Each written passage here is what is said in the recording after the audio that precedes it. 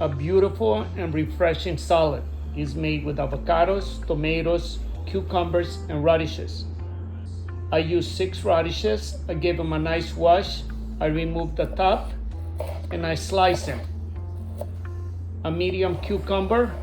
I peel the cucumber and I slice it. Then I use 6 cherry tomatoes. So when you look at these tomatoes, they're a little giant. They're a little bigger than regular cherry tomatoes, but they have an amazing taste. You can taste the sun. I wash the tomatoes. I remove the top and I slice them 4 pieces each tomato. Then I took an avocado. I peeled the avocado. Then I slice it and I put the avocado right on the top. 4 tablespoons of olive oil, 1 tablespoon of balsamic vinegar, and some sea salt.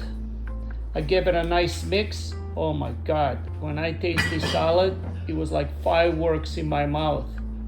I love my food, I love my salads, but this salad did surprise me. It's all about feeling good, looking good, and good energy. And good ingredients. Pump up the power, pump up the energy, pump up your health. Let's get pumped up.